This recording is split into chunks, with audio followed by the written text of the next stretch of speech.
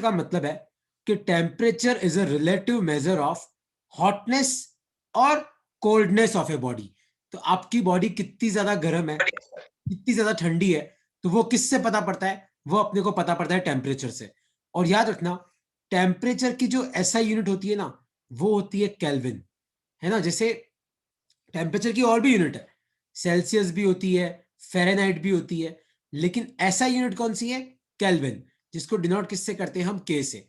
तो याद रखना, एसआई यूनिट क्या होती है? केल्विन।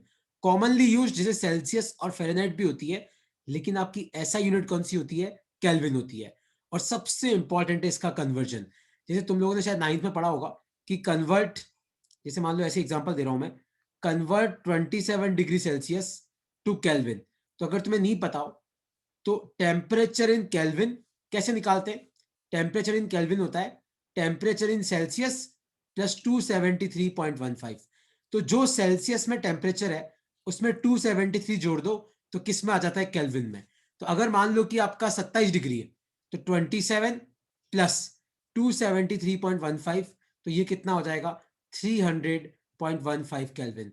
तो याद रखना, कोई तुम्हें पूछे कि डिफाइन टेम्परेचर, ये कई बार थियोरेटिकल एग्जाम में आता है कि टेम्परेचर क्या होता है, तो temperature is a measure of hotness और कोल्डनेस ऑफ ए बॉडी। तो आपकी बॉडी कितनी गर्म है, कितनी ठंडी है, किससे पता पड़ता है? टेम्परेचर से। टेम्परेचर की ऐसा यूनिट क्या होती है? केल्विन। और हम लोग सेल्सियस और फ़ारेनहाइट भी यूज करते हैं। और कन्वर्ट कैसे करते हैं? तो अगर सेल्सियस में दे रखा है तो उसमें 273.15 ऐड कर दो, आपको किस में मिल जाएगा? केल्विन में।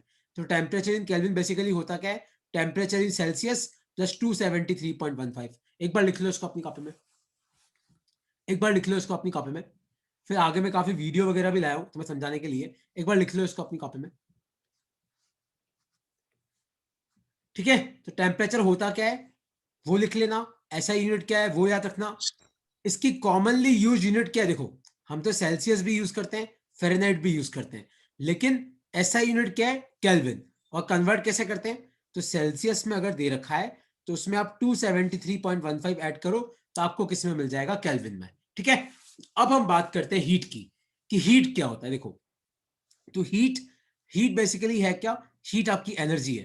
तो heat is a form of energy जो कब फ्लो करती है। देखो याद रखना, हीट एक एनर्जी है जो कब फ्लो करती है? जब उनके बीच में टेम्परेचर का डिफरेंस हो। जैसे मान लो, जैसे मान लो कि आपके पास एक बॉडी है, मान लो वो 200 डिग्री सेल्सियस पे, एक बॉडी है वो 20 डिग्री सेल्सियस पे। तो अगर आप इन दोनों को टच करोगे तो होगा क्या? जिस बॉडी का टेम्परेचर ज्यादा है वहां से आपकी हीट एनर्जी निकलेगी और कहां पे पहुंचेगी? उस बॉडी पे पहुंचेगी जहां पे आपका टेम्परेचर कम है। तो हीट एनर्जी कब फ्लो करती है? जब आपका क्या होता है? आपका टेम्परेचर का डिफरेंस होता है। जैसे मान लो पहली बॉडी का टेम्परेचर 200 है, दूसरी का 20 है, तो पहली बॉडी गर्म है, दूसरी बॉडी ठंडी है। तो जब अगर आप इन दोनों बॉडी को टच करोगे तो होगा क्या? यहां से आपकी हीट फ्लो करके कहां पहुंचेगी? इस बॉडी पे पहुंचेगी। तो हीट होता क्या है? तो heat is a form of energy flow between two bodies और between a body and surrounding by virtue of temperature difference between them. तो अगर दो बॉडी के टेम्परेचर के बीच में डिफरेंस है तभी उनके बीच में क्या फ्लो करेगी? हीट फ्लो करेगी। और हीट की यूनिट क्या होती है? जूल। याद रखना, क्योंकि हीट एनर्जी है। और कई लोग क्या करते हैं? कैलोरी भी यूज करते हैं। तो याद रखना, ये लिख लो अपनी कॉपी में, 1 calorie is equal to 4.18 joule. मैंने अभी देखा था बहुत लोगों के एग्जाम में एक क्वेश्चन आया था कि कैलोरी और जूल के बीच में क्या रिलेशन है। तो 1 कैलोरी कितना होता है? 4.18 जूल। लिख लो अपनी कॉपी में। तो 1 कैलोरी कितना होता है? 4.18 जूल। लिख लो अपनी कॉपी में। और कोई डाउट है अब तक जो पढ़ाया तो पूछ सकते हो, नहीं तो मैं नेक्स्ट स्लाइड पे बढ़ रहा हूं। किसी को कोई डाउट है तो पूछ सकते हो। मानक कोई डाउट है? विदुषी, चारू, अब्दुल, कोई भी डाउट है? यस। सर हाँ पूछो। सर मैंने लेट ज्वाइन किया तो।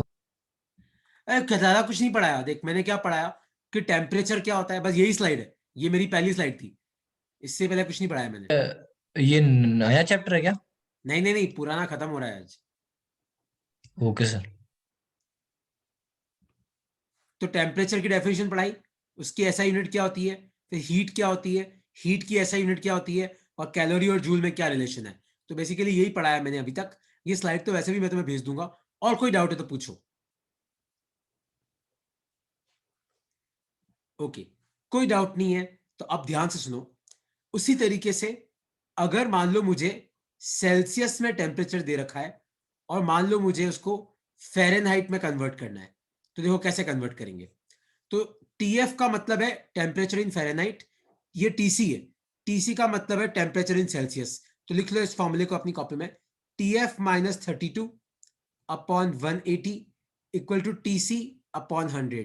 तो इसका मतलब क्या है, इस टीसी का मतलब है सेल्सियस में कितना टेम्परेचर है, टीएफ का मतलब है फ़ारेनहाइट में कितना है। तो जैसे मान लो मैं तुम्हें पूछूं कि कन्वर्ट करो आप, मान लो मैं तुम्हें पूछूं convert 50 degree Celsius two degree Fahrenheit, तो कैसे कन्वर्ट करेंगे। देखो टीएफ तो निकालना है, तो टीएफ माइनस 32 अपॉन 180 और यहाँ पे क्या आ जाएगा 50 अपॉन 100। बस इक्वेशन को सॉल्व कर लो, आपको आंसर मिल जाएगा। तो खाली ये फॉर्मूला लिख लो अपनी कॉपी में, इसको यूज तो देखो कोई भी कर सकता है यार, खाली लिख लो अपनी कॉपी में। तो अगर आपको फ़ारेनहाइट में निकालना है और आपको सेल्सियस में दे रखा है, तो यहाँ पे सेल्सियस वाली पुट कर दो, आपको फ़ारेनहाइट में मिल जाएगा। उसी तरीके से अगर आपको फ़ारेनहाइट में दे रखा है, आपको सेल्सियस में निकालना है, तो टीएफ की जगह पुट करो, आपको टीसी मिल जाएगा। बस लिख लो इस फॉर्मूले को, लिख लो लिख लो, और कोई डाउट है तो पूछ सकते हो।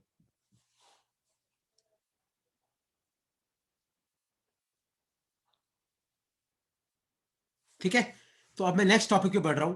किसी को कोई डाउट है, अब्दुल भाई, मानद, कोई डाउट है तो पूछो यार प्लीज यार, कोई भी डाउट है आप पूछ सकते हो, है ना। ओके, कोई डाउट नहीं है तो अब मैं तुम्हें एक वीडियो दिखाऊंगा, लेकिन वीडियो दिखाने से पहले वो वीडियो है किस चीज का, अब मैं तुम्हें समझाता हूं। देखो देखो, अगर सपोज करो कि मेरे पास आइस है, मेरे पास मान लो बर्फ का टुकड़ा है, और अगर तुम्हें नहीं पता हो तो आइस का जो मेल्टिंग पॉइंट होता है वो होता है 0 डिग्री सेल्सियस।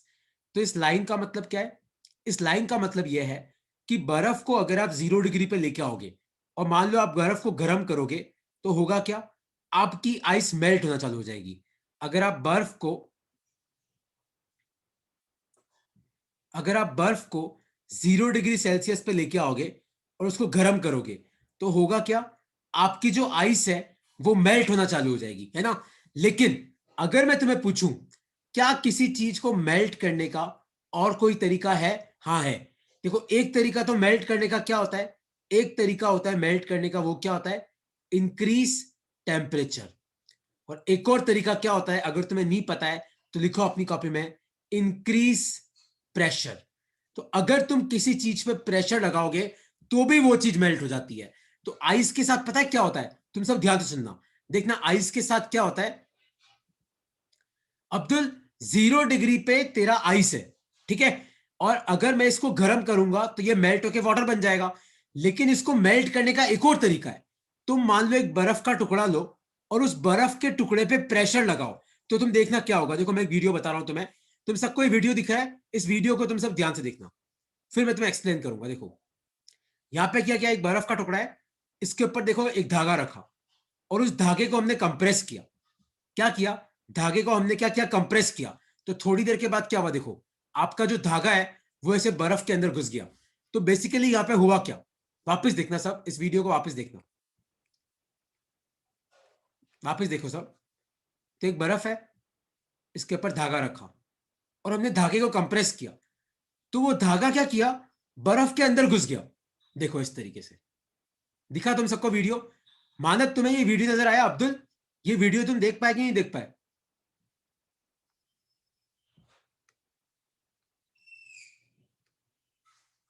विदुषी आपको ये वीडियो नजर आया कि बिल्कुल प्ले भी नहीं हुआ स्क्रीन पे। एक बंदे ने एक धागा लिया, उसको बर्फ पे रखा और धागे को कंप्रेस किया, तो ये धागा जो था वो बर्फ के अंदर घुस गया, शो हुआ, ठीक है।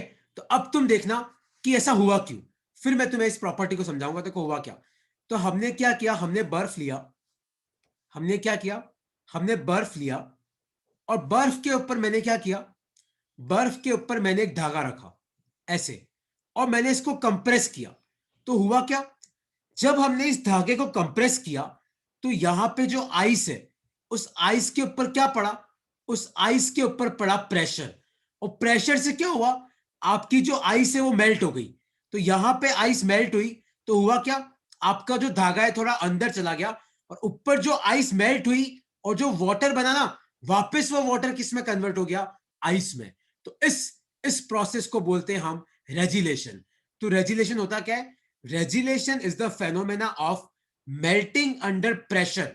तो हमने आइस पे प्रेशर लगाया तो आइस मेल्ट हो गई, and refreezing when the pressure is reduced. तो हुआ क्या, जैसे ही आपका धागा अंदर गया तो ऊपर जो पानी था ना वो वापस बर्फ बन गया, ऊपर जो पानी था वो वापस बर्फ बन गया। इस प्रोसेस को बोलते हैं हम रेजिलेशन। तो रेजिलेशन होता क्या है, phenomena of melting under pressure. तो आपने आइस के ऊपर प्रेशर लगाया तो आपका ऊपर का थोड़ा बहुत पानी पिघल गया, और पानी पिघला तो क्या हुआ, आपका धागा थोड़ा अंदर चला गया, और ऊपर जो पानी है वो वापस क्या बन गया, वापस आपका आइस बन गया। तो लिखो अपनी कॉपी में कि regelation is the phenomena of melting under pressure and refreezing when the pressure is reduced. लिख लो अपनी कॉपी में।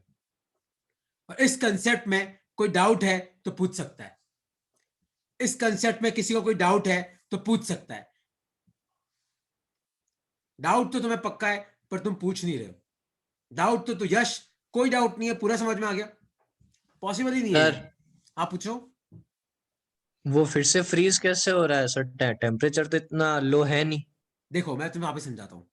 सपोज करो कि ये आइस का टुकड़ा है, ठीक है, ये एक आइस का टुकड़ा है, और मान लो ये है तेरा -6 डिग्री सेल्सियस पे।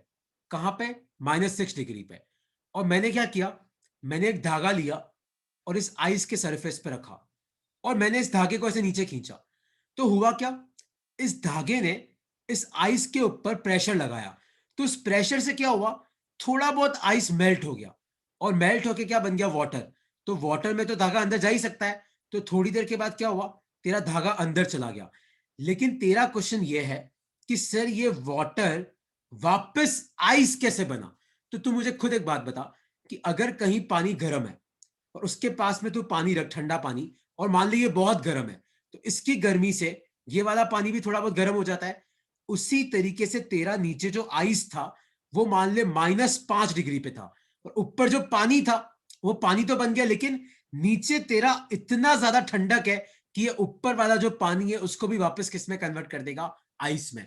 और ये वाली प्रोसेस कब होगी, मेल्टिंग पॉइंट के नीचे, 0 डिग्री पे नहीं होगी। कब होगी ये, मेल्टिंग पॉइंट के नीचे।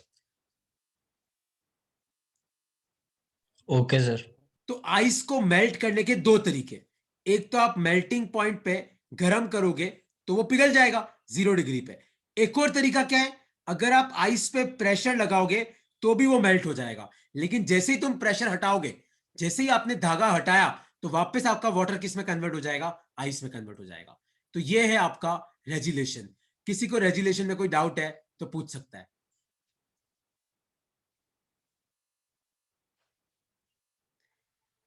विदुषी अगर तू, नहीं, दो हाफ में नहीं होगी बेटा, वो धागा अंदर चला जाएगा फिर अंदर जाके अटक जाएगा, दो हाफ में नहीं होगी। अपन आइस को काट नहीं रहे, वो धागा अंदर जाएगा।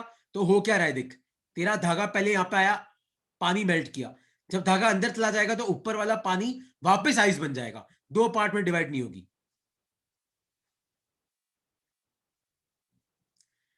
ठीक है, तो कोई डाउट है तो पूछो प्लीज यार, कोई भी डाउट है तो पूछ सकते हो। तो बेसिकली अगर मान लो तुम्हारे स्कूल में कोई क्वेश्चन आए कि बताओ मुझे आइस को मेल्ट करना है और मुझे टेम्परेचर यूज नहीं करना है, तो बताओ हम क्या करेंगे। तो आपको क्या बोलना है, आप आइस पे प्रेशर लगाओ। तो प्रेशर लगाओगे तो क्या होगा, आपकी आइस मेल्ट कर जाएगी। लेकिन जैसे ही तुमने प्रेशर हटाया तो जो आइस मेल्ट होकर वाटर बनाना वापस आइस में कन्वर्ट हो जाएगा। इस प्रोसेस को हम बोलते हैं रेजिलेशन।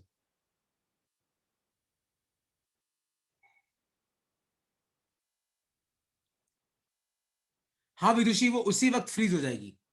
मतलब देख, तेरा धागा अंदर जाएगा तो ऊपर जो पानी बना ना वो पानी उसी वक्त वापस आइस में कन्वर्ट हो जाएगा। ओके, तो अगर ये तुम्हारा हो गया है तो नेक्स्ट टॉपिक लिखो अपनी कॉपी में, मोड्स ऑफ हीट ट्रांसफर। तो हीट ट्रांसफर करने के कितने तरीके हैं, तो बेसिकली तीन तरीके होते हैं। एक है कंडक्शन, दूसरा है कन्वेक्शन, और तीसरा है रेडिएशन। तो अब मैं तीनों तुम्हें एक एक करके समझाऊंगा।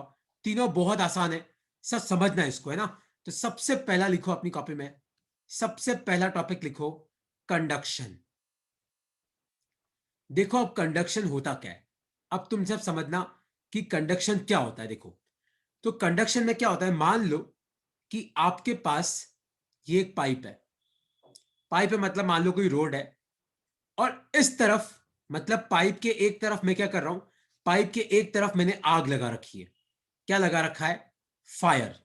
तो होगा क्या, अब तुम सब ध्यान से समझना, ये पाइप किससे बना है, ये पाइप आपका बना है एटम्स से।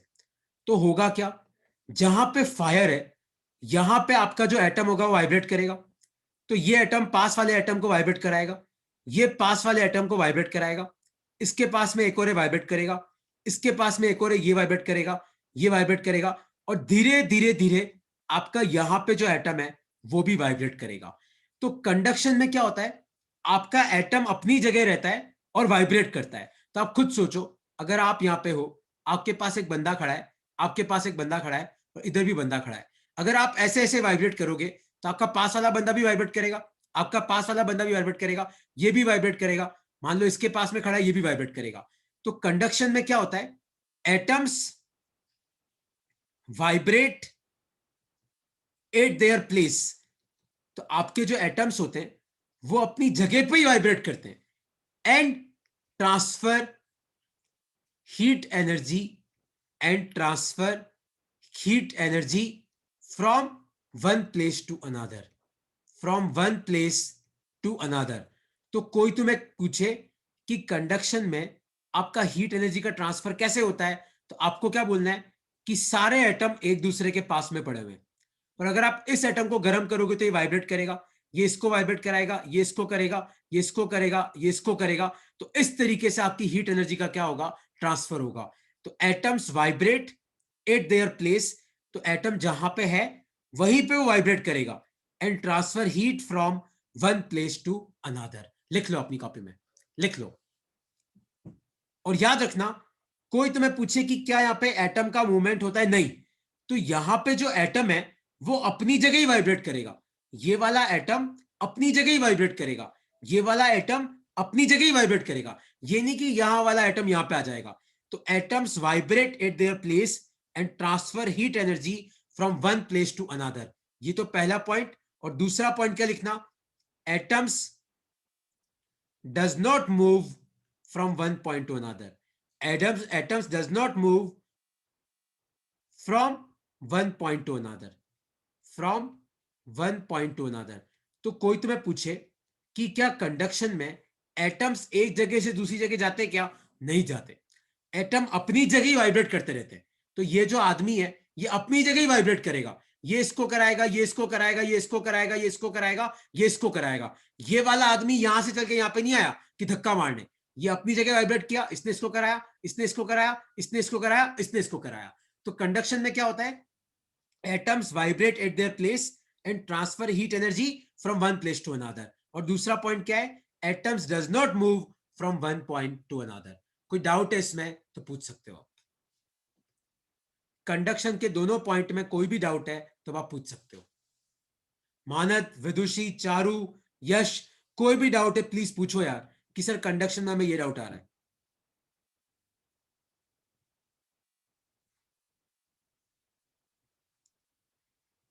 कोई डाउट नहीं है, अब्दुल भाई, यश, चारू, कोई डाउट नहीं, सब समझ में आ गया कंडक्शन में।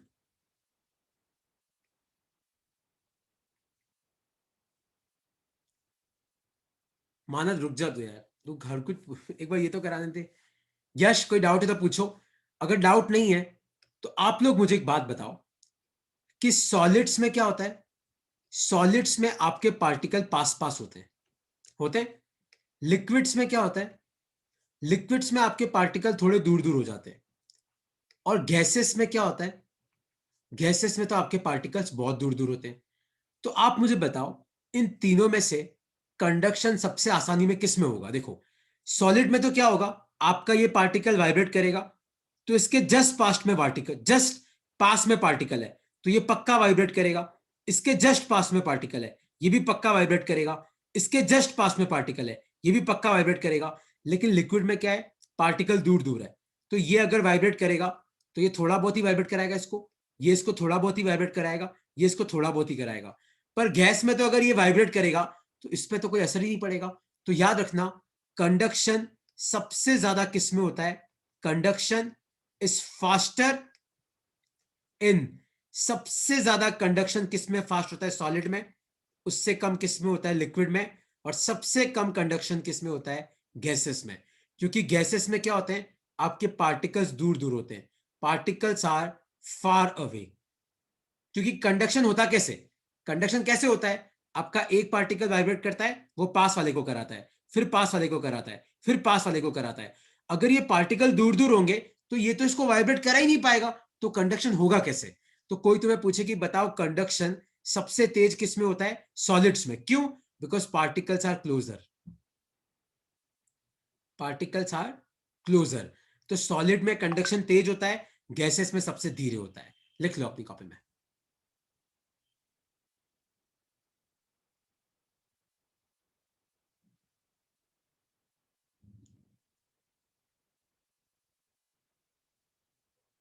लिख लो इसको।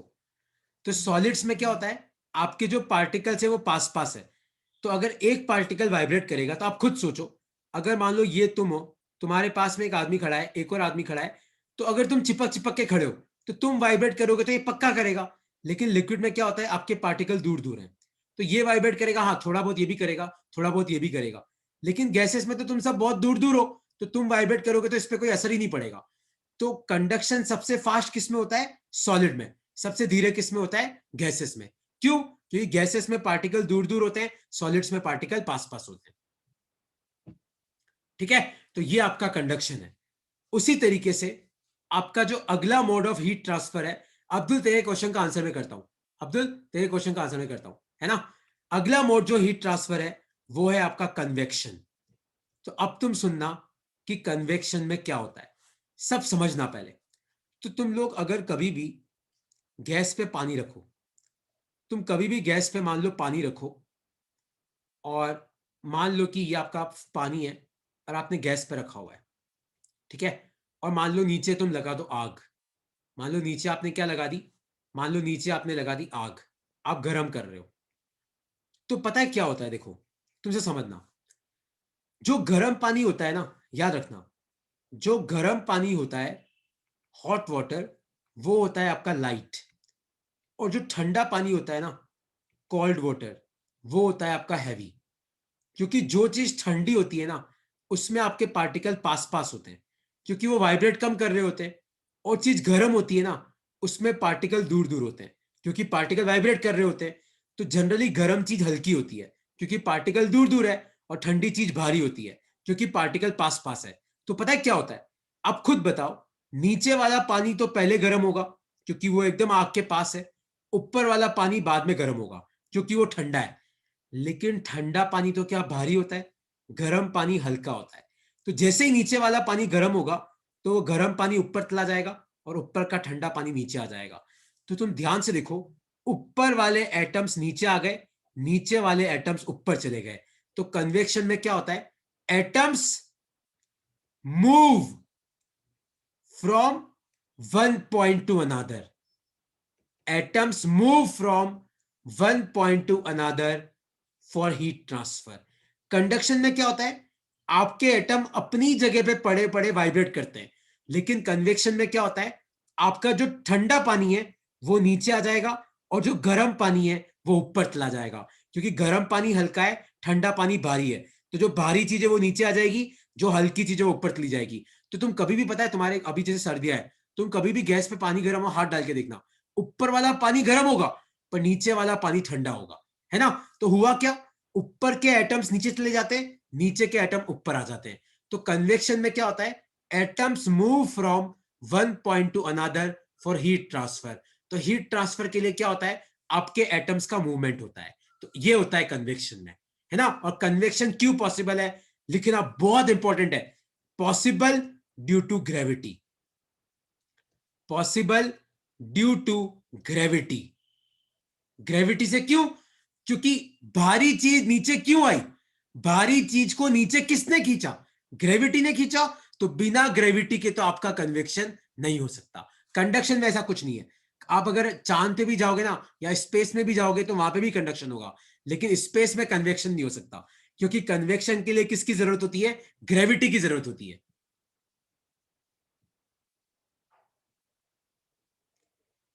अब्दुल, बबल्स तो बेटा इसलिए आते हैं क्योंकि जब पानी गर्म होता है ना, तो क्या होता है कि आपका कुछ पानी गैस में कन्वर्ट हो जाता है, और आपका गैस तो सबसे हल्का होता है, इसलिए वो बबल बन के निकल जाता है। लेकिन अगर तू बॉयल नहीं कर रहा है, मान ले पानी को तू हल्का नवाया कर रहा है, तो फिर ऐसा होता है। तो लिख लो। तो अगर मान लो मैं तुम्हें पूछूं कि बताओ कंडक्शन और कन्वेक्शन में सबसे बड़ा डिफरेंस क्या है, तो कंडक्शन में क्या होता है, एटम अपनी जगह पड़े पड़े वाइब्रेट करता है, पास वाले को कराता है, पास वाले को कराता है, पास वाले को कराता है, और ऐसे एनर्जी ट्रांसफर होती है। और कन्वेक्शन में तो क्या होता है, देखो, कन्वेक्शन में तो आपका ऊपर वाला पानी ठंडा है, नीचे वाला गर्म है, तो ठंडा गर्म की जगह आ गया, गर्म ठंडे की जगह आ गया। तो atoms move from one point to another for heat transfer. और कन्वेक्शन क्यों होता है? ग्रेविटी के कारण होता है। कोई डाउट है कन्वेक्शन में तो आप पूछ सकते हो,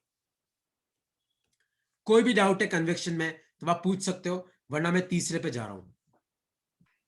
सर हाँ पूछो।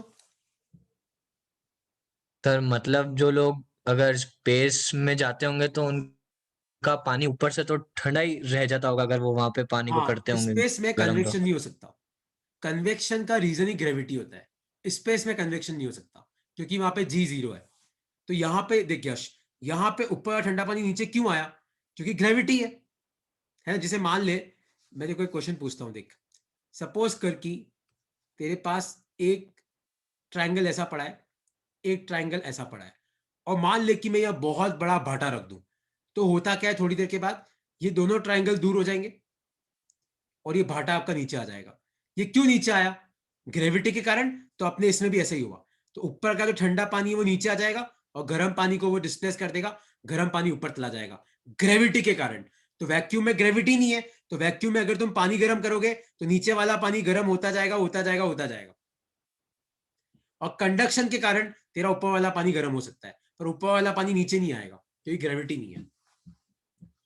ठीक है। और आज का लास्ट टॉपिक ओके पढ़ो सर। तुम। लास्ट टॉपिक है आज का, वो है रेडिएशन।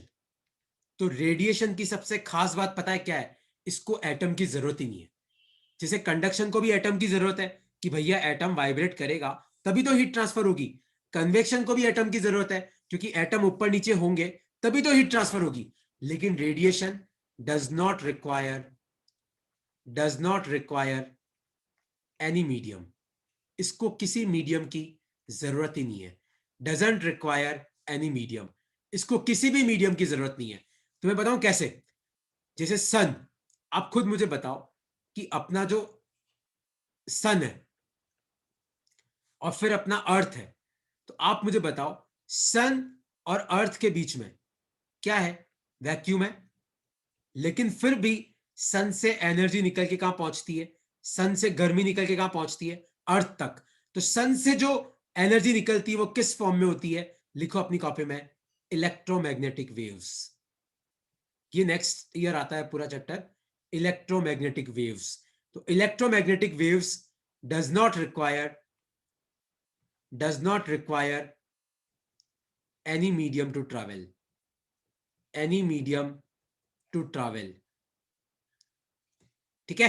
तो लिखो अपनी कॉपी में, रेडिएशन में लिखो, when energy is transmitted by a body, when energy is transmitted by a body, मान लो किसी बॉडी से एनर्जी निकल रही है, when energy is transmitted by a body due to its temperature, due to its temperature, the phenomena is called as radiation. The phenomena is called as radiation. और इसको क्या बोलते हैं? रेडिएशन।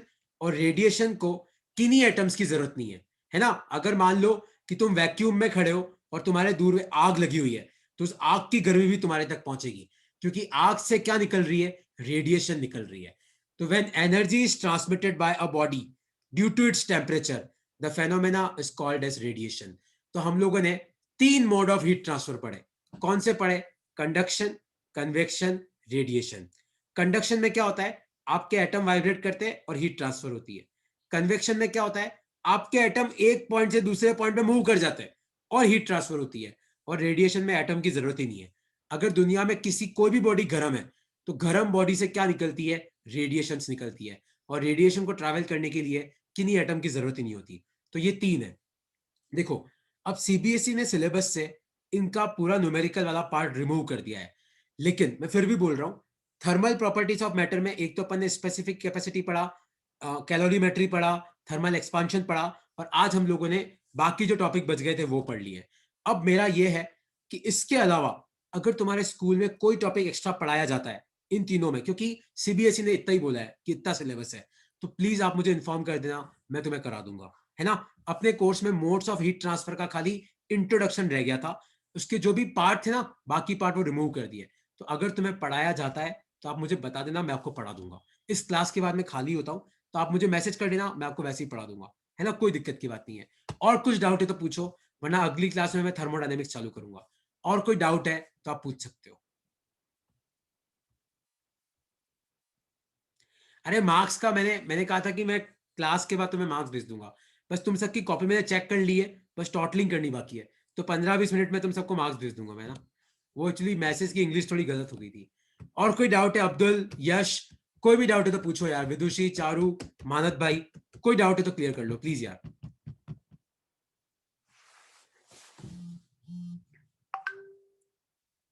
ओके, क्लियर है sir. Clear है। तो देखो अगर आपको कोई टॉपिक पढ़ाया जाता है आप मुझे बता देना, मैं आपको करा दूंगा, है ना। और नहीं तो अपन फिर नेक्स्ट क्लास में थर्मो चालू करके थर्मो का एक पार्ट करके फिर अपन फ्लूइड पे आएंगे, फ्लूइड डायनेमिक्स पे। ठीक है, चलो ओके यार, bye bye.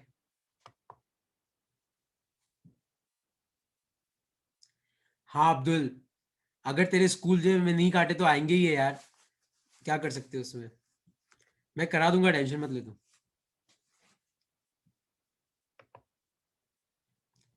Okay, bye bye, Tata.